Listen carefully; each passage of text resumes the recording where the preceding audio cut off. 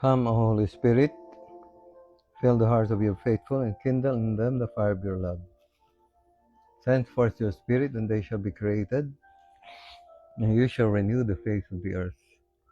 Let us pray, O God, who has instructed the hearts of the faithful by the light of the Holy Spirit. Grant that by the gifts of the same Spirit, we may be truly wise and ever rejoice in His consolation. To the same Christ our Lord. Amen. Hail Mary, full of grace, the Lord is with you. Blessed are you among women, and blessed is the fruit of your womb, Jesus. Holy Mary, Mother of God, pray for us sinners, now and at the hour of our death. Amen. Saint Paul, pray for us. Saint Francis of Assisi, pray for us. Saint John the Apostle, pray for us. Saint John the Baptist, pray for us. All the angels and saints in heaven, pray for us. Saint Philip the Apostle, pray for us. Muli po mga kapatid, magandang gabi sa inyong lahat at sana po samahan niyo po ako ngayong gabi. Talakayin naman natin ang mga bagay na hopefully makatulong sa atin sa pagsasabuhay natin ng ating pananampalataya. Ano po? At sana po I hope you keep on sharing itong ating munting apostolate, mga kapatid, sa inyong mga kaibigan. Ano po? Please continue sharing para sa gayon marami pa tayong maabot at yun, napakahalaga sa buhay natin dito sa lupa. Sana ay matulungan natin, especially yung napakahalagang kaligtasan ng ating kaluluwa. Ano po? So ngayon, ang ating tatalakayin, mga kapatid, is tungkol sa mga ordinaryong tao, no? Tayo yun. Ordinary people. And importante itong pagnilayan po natin, ano po, yung napakahalagang evangelization o re-evangelization, katulad ng sinasabi ni St. John Paul II, no? Katulad ng Europe, di ba? Ang nag-evangelize sa atin ay Spain, Europe, di ba? Pero parang ang nangyari nang ma-evangelize tayo, ay sila naman ang naglamlam sa kanilang pananampalataya. Ano po? At para mangyari ito, mga kapatid, no? Importante na magkaroon ng flowering of authentic lay spirituality in the professions and the workplace. No? Yung pagbubunga, kumbaga, sa prutas. No? Sa puno ng prutas. A flowering ng tunay na espiritualidad para sa mga laiko. Kaya I entitled the program Ordinary People. Tayong lahat po yun, mga kapatid. Tayong lahat. Ordinaryong Kristiyanong binyagan. Ang tawag po baga sa English ay lay people or laity. No? Kayo yun. Ako, ano na po ako no? Ordained. I belong to the clergy. Pero yung mga ordinaryong binyagan, kayo po yun, mga kapatid, no? Importante na balikan natin, no? yung spirituality ng mga unang Kristiyano, our early Christian brothers and sisters. Yun ang magandang balikan po natin, silipin natin, no? Ang sabi rito, this is an article written by Father John McCloskey, mga kapatid. Ano na nga, luma na. Pero it's an important, a very important topic na maintindihan ng ninyong mga laiko. Ano po? Ninyong mga laiko. The spirituality of the first Christians was rooted in the secular world. No? Sa gitna ng mundo. Yun ang kanilang spiritualidad. Sa pamilya and civil life and in the workplace. Mga kapatid. Ano po? Although some early Christians undoubtedly dedicated themselves totally to apostolic works, no, there is relatively little mention of monastic life until the end of the 3rd century, mga kapatid, and the beginning of the 4th, no? And the beginning of the 4th. Gusto sabihin, mula doon sa simula hanggang sa magtatapos ang 4th siglo, no? Na ika-4 na siglo na. Ang nangingibabaw na spiritualidad noon ay sa mga laiko. Wala pa noong monastic life. Wala pa noong religious life. No? Sabi niya nga rito, nagsimula lang nung patapos na ang 4th siglo, the end of the 3rd century and the beginning of the 4th century. No?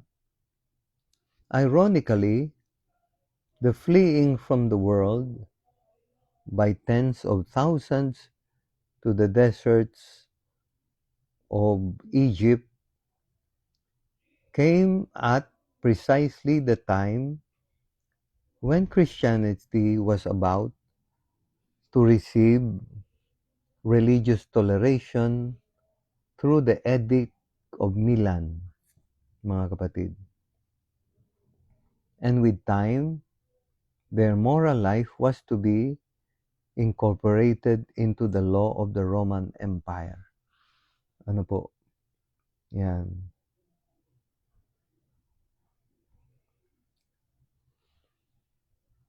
This is when it became the common opinion, no, that in order to seek sanctity seriously upang magpakabanal, one had to abandon the world. No? Abandon the world. Tumakas ka sa mundo. Umiwas ka sa mundo, mga kapatid. which is ito yung sa mga religious, sa mga monghe, to the monks, mga kapatid. Ano po? Yan. Ito yung sa kanila. One has to, yung tinatawag na fuga mundi. Parang tatakas ka sa mundo, umiwas ka sa mundo. Abandon the world, no? Takasan mo ang mundo.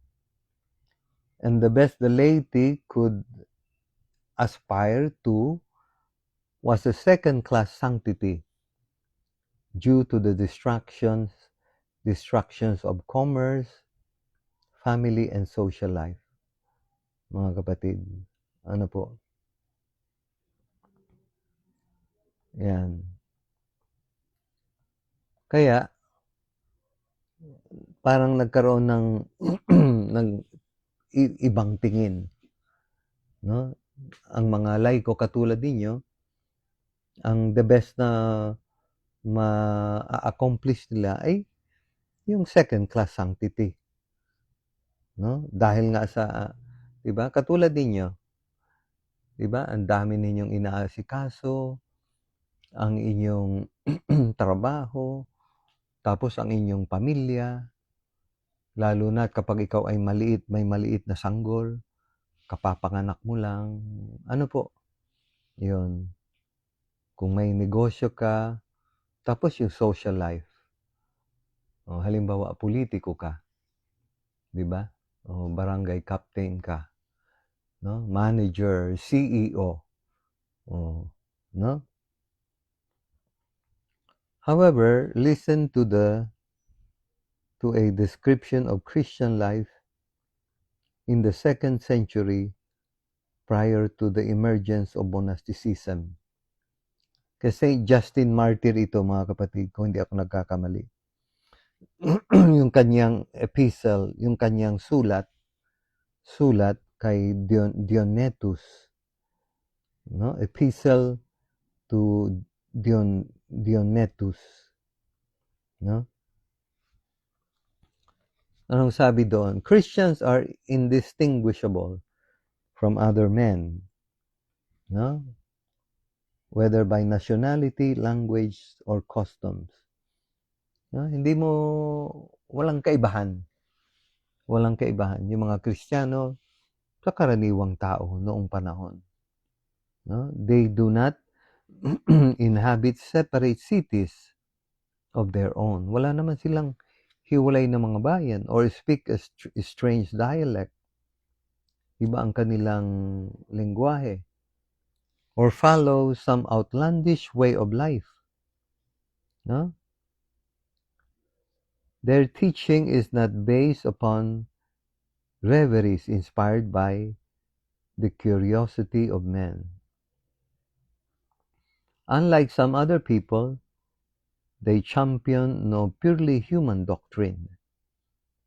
Yan. With regard to dress, food, and manner of life, sa pananamit, sa pagkain, at sa pamumuhay, in general, they follow the customs of whatever city they happen to be living in, whether it is Greek or foreign. No? Ngayon yung mga Kristiyano noong panahon. And yet, there is something extraordinary about their lives. No? They live in their own countries as though they were only passing through. Sabi ni Saint Justin Martyr. No? Napakaganda, di ba? Parang katulad ngayon, karami-raming mga binyagan, lalo na tayo mga Katoliko. Ito nga, nakakalimutan natin. Di ba? Na tayo'y naglalakbay lang. Tayo dumadaan lang sa mundo. Yun, very clear sa kanilang yun. Sa kanila yun. They play their full role as citizens. No? Isinasabuhay nila bilang mga ordinaryong mga ciudadano, citizens. But labor under all the disabilities of aliens. Any country could be their homeland. But for them, their homeland, whatever it may be, is a foreign country. No? Like others, they marry and have children, but they do not expose them. No? Katulad ng pagpapalaglag. Noong panahon ng mga Romano, ordinary no mga kapatid ang paglalaglag ng bata. Yung mga batang may depekto, abnormal, pinapatay. No? Nagpapalitan ng asawa, for example, mga kapatid. Hindi nila ginagawa yun. They share their meals, but not their wives. They live in the flesh, but they are not governed by the desires of the flesh. No? Napakaganda marinig nating mga Kristiyano ngayon. Ano po? The desires of the flesh. No? Ngayon parang wala na. Binyagan pero nasa kasalanan. Ano po? May asawa pero walang sakramento ng kasal. Ano po? Yung nakakalimutan natin yung katuruan ng ating Panginoong Jesucristo, 'di ba? Ang pinag-isa ng Diyos ay huwag paghiwalayin ninuman. Ano po? Kaya ito napakahalagang marinig natin. 2nd century, Saint Justin Martyr. They live in the flesh, but they are not governed by the desires of the flesh. They pass their days upon earth, but they are citizens of heaven. Obedient to the laws, they yet live on a level that transcends the law. No? That transcends the law. Yan. Kaya napagandang marinig natin itong mga ganitong mga sinulat ng mga unang mga Kristiyano. The development of religious life from the hermits of the desert through the monasticism of Saint Benedict and Saint Columban, continuing with the founding of the mendicant orders of the 13th century. Mendicant orders, mga kapatid, I think that refers to the Franciscans. No? Kasama yata yung doon, mga Dominicans, if I'm not wrong. And the emergence of the missionary congregations of the 16th century reveals a constant evolution of the consecrated religious life towards greater involvement in the world. Ano po? From being hermits, no? Monastic orders na talagang hiwalay sa mundo, walang pakialam sa mundo, no? They live a life of prayer. Ano po? Yan. The most lay people could hope for was a derivative third order spirituality, which was religious. Ano po? Di ba? Kaya yung mga karamihan ng tao, kalakhan ng tao, majority of the ordinary people, ayun, is maki-associate na lang sa mga religious orders, religious congregation, sa pagpapakabanal, mga kapatid. Ano po? It is clear that the Holy Spirit is working in a special way in the church, most particularly through the Second Vatican Council. Yan. Especially yung ikalawang Konsilyo Vaticano. Second Vatican Ecumenical Council. In placing an emphasis, binibigyan ng diin, no, ikalawang Konsilyo Vaticano, on the work of the laity, kayo yun, on the work of the laity in the transformation of the world of Christ. No? In the transformation of the world in Christ, for example. No? Yan. Kaya we need a new asceticism to the conditions of the modern world. A strenuous training of body and mind in the new life. Yan. Ito'y more sa inyong mga laiko, ordinary baptized people. The position of the layman is inevitably more difficult since the external forms of life are determined by economic forces, which takes small account of religious considerations. Ano po? Di ba? Sa mga bagay na ekonomiya, hindi naman natatalakay, hindi naman kasama yung mga bagay na pangkaluluwa, di ba? And not only is religion confined to the inner life, but life itself is exposed to multiple distractions. Di ba? Katulad na nabanggit natin. Di ba?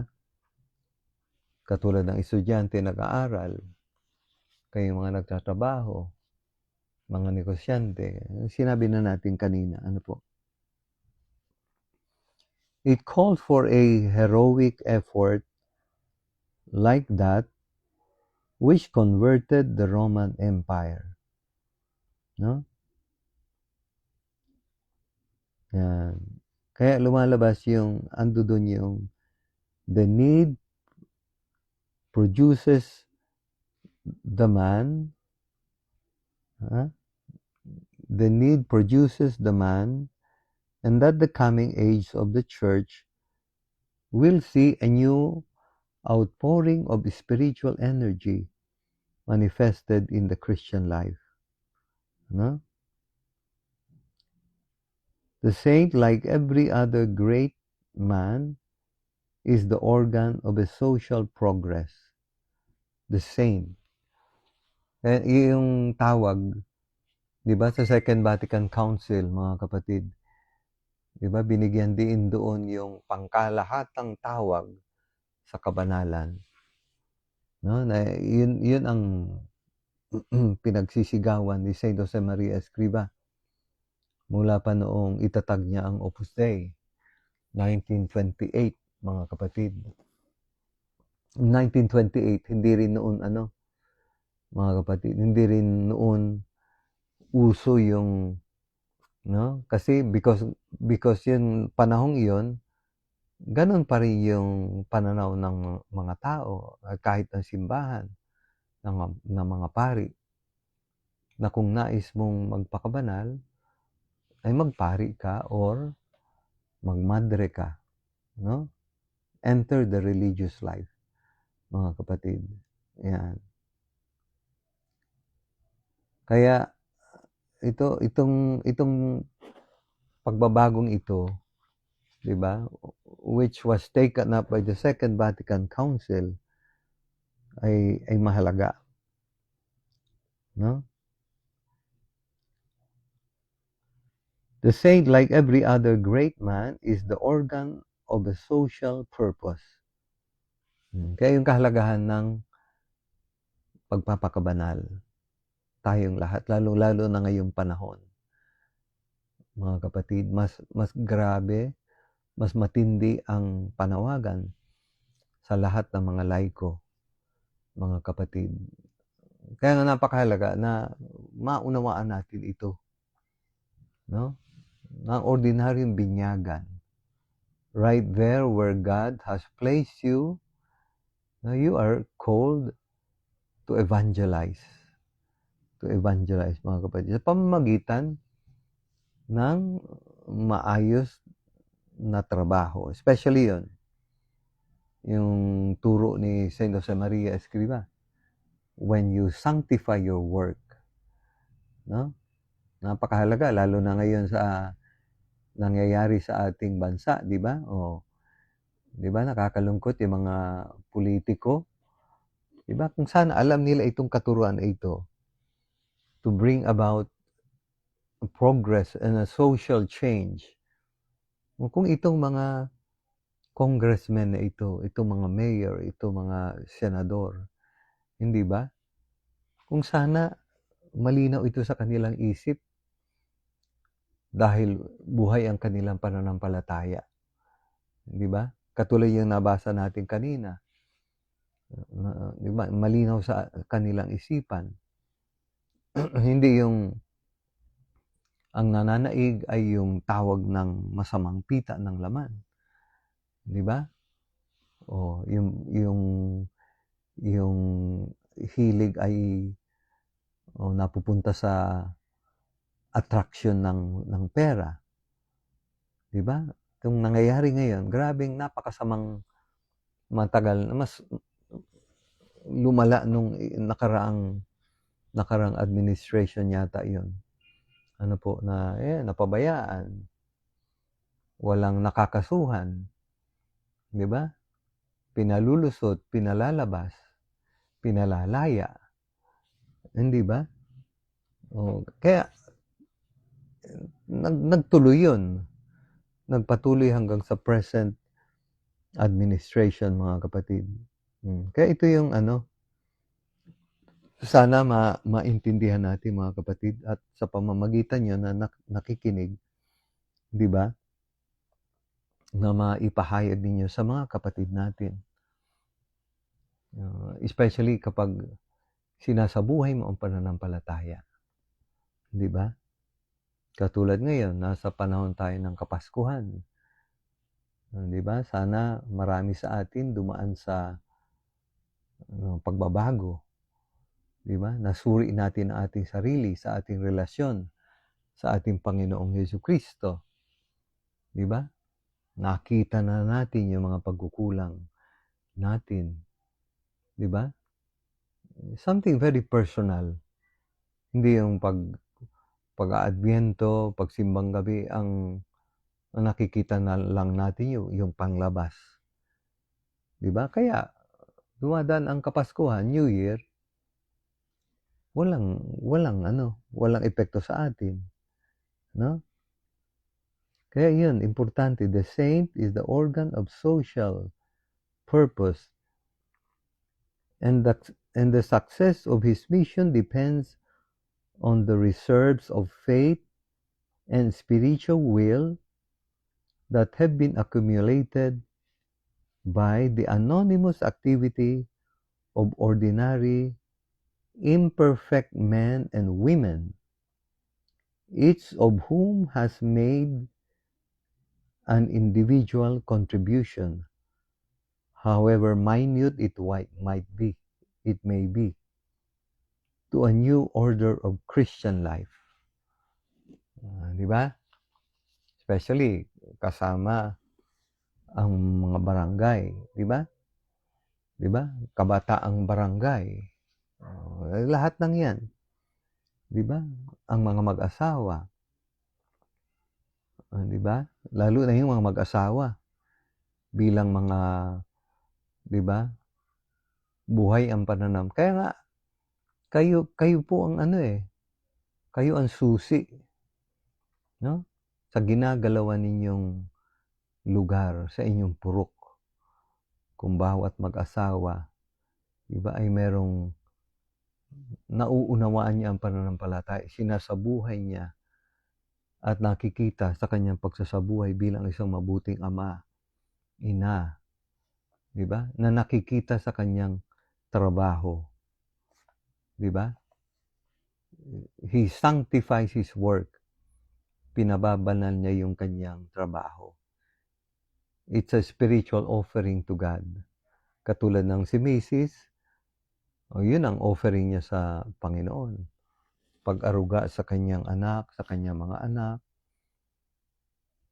to take care of the home, to make the home a bright and cheerful home, yung pag-aalaga, pag-aaling sa bata, pagpaplansya, paglalaba, pamamalengke, pagbabudget, hindi ba? Everything depends on that. Kung ang bawat pamilya nagmamalay nito, di ba? Reserves of faith and spiritual will that have been accumulated by the anonymous activity of ordinary, imperfect men and women. Yan. Each of whom had made, gusto niya na meron siyang ma-contribute. Ano po, mga kapatid? Kaganda. Especially yung mga kung mababasa po ninyo, yung isang apostolic exhortation by John Paul II, Saint John Paul II, santo na baga. Hanapin po ninyo yan sa sa internet. Christi Fidelis Laici. Christi Fidelis Laici. Anong gusto sabihin nun? The lay members of Christ faithful, mga kapatid. The lay members of Christ faithful. Yan. Napakaganda. Ito, napakaganda po mga kapatid, na kahit kayo mga laiko, yung mga documents ng simbahan, po, napakaganda na basahin nyo din, no? Lumen Gentium, di ba? Yung mga documents ng katulad nito, no?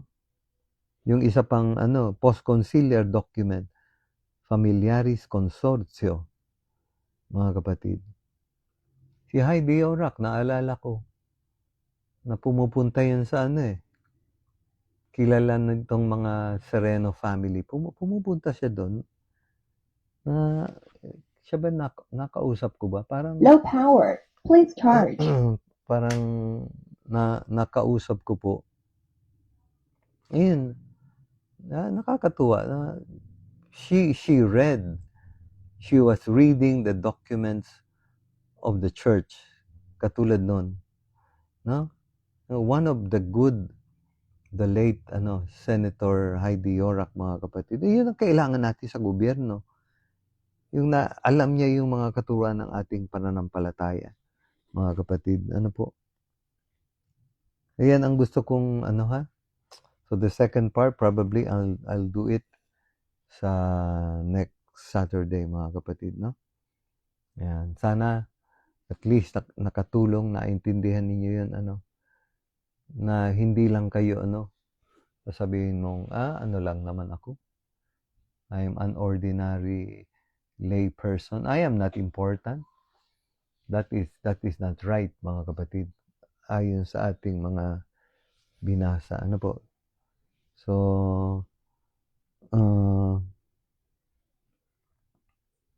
tuloy na lang po natin ito sa sa second part. Po? So, dasalin natin, mga kapatid, let us pray the Saint Michael the Archangel, no?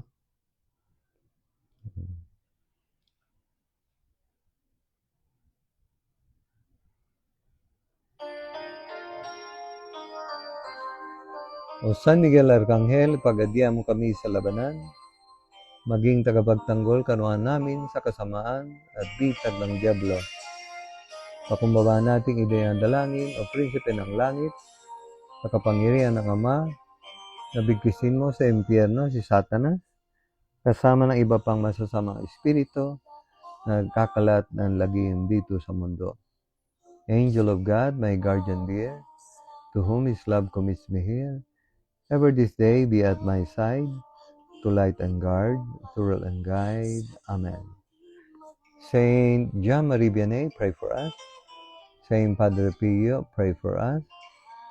Saint Jose Maria, pray for us. Saint Leopoldo Mandic, pray for us. Saint John Bosco, pray for us. All the angels and saints in heaven, pray for us.